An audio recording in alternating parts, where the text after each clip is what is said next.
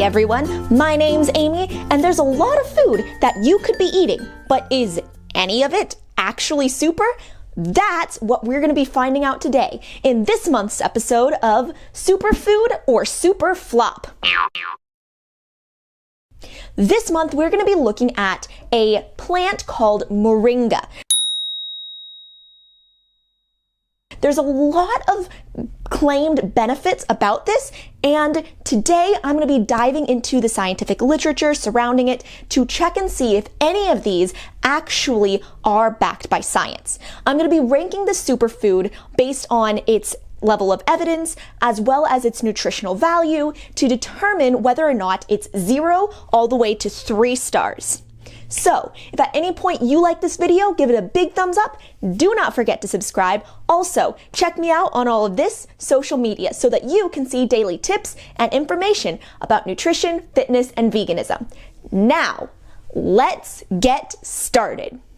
So, the first thing that I like to do whenever I start research for one of these videos is try to figure out what people already think about this superfood. So this month I looked at 3 different blog posts from 3 different websites. First from Dr. Axe, another one from Aduna, which is a website that happens to sell Moringa, and a third one from Mind Body Green. A lot of people seem to think that there's a ton of benefits for Moringa, including inflammation-related diseases, fighting cancer, helps with diabetes, reduces anemia, increases energy and reduces fatigue, joint pain, allergies and asthma, constipation and other gastrointestinal distress, epilepsy, stomach ulcers or spasms, chronic headaches, heart problems including high blood pressure, kidney stones, fluid retention, thyroid disorders, bacterial, fungal, viral, and parasitic infections, can help with your skin, muscle growth, stress, energy release, vision, bone strength, liver protection,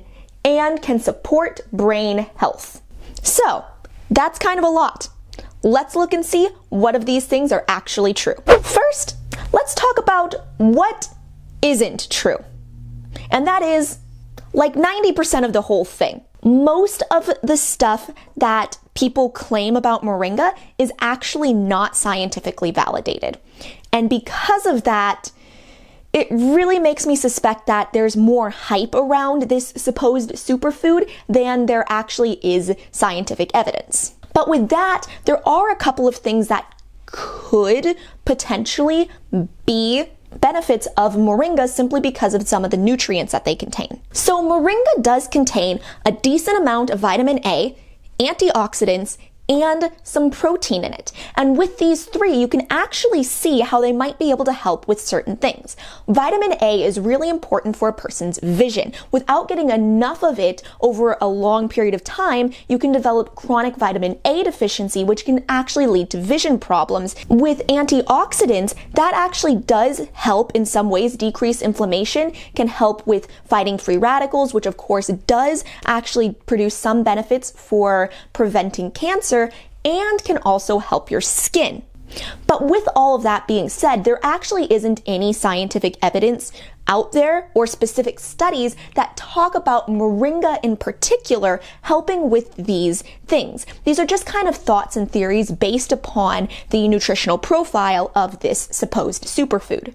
Now, there actually is some research that has been done on Moringa. Let's dive into some of this.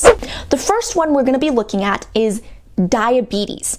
Last year in 2020, they actually released a study that looked specifically at studies about Moringa and diabetes. They looked both at animal studies and studies that were done in people to determine whether or not it actually had any benefit. They found that Moringa was actually able to help people lower their blood glucose levels and insulin to glucose ratio. Now, these are important because it's hyperglycemia or high blood glucose that leads to complications with diabetes in the first place. And this can be measured through multiple different ways. So the fact that Moringa brings these biomarkers down means that it's actually able to potentially help people control their diabetes. Now, I would like to note that these studies are very small. However, they're the only studies that are available for this type of an analysis.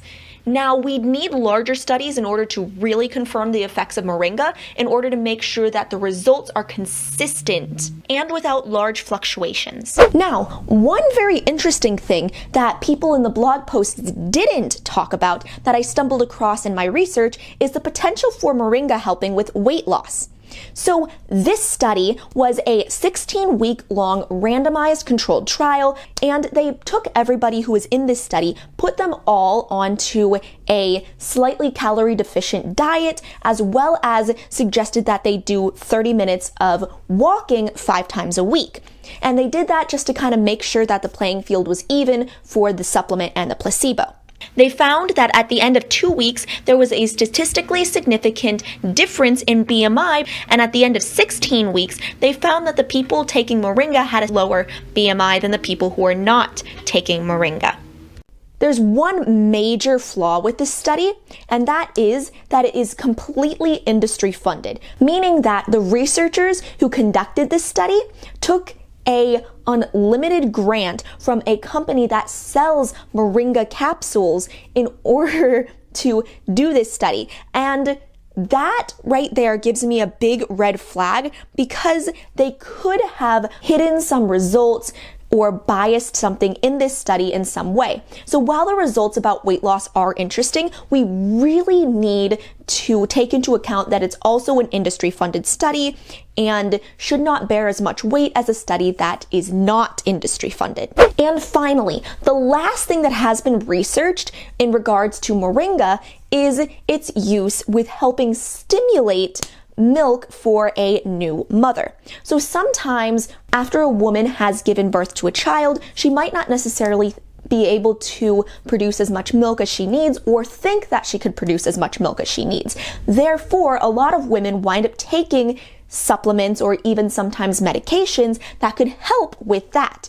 So Cochrane Review did a review looking at both herbal and medical supplements that are utilized to do this, and they basically determined that the majority of them don't really do much. In regards to Moringa specifically, they found that it actually doesn't stimulate mother's milk, but it does help with infant weight, which now they also did say that there wasn't enough evidence in all of this to be able to prove 100% one way or another, but it is an interesting idea to think about. I would give Moringa 2 stars.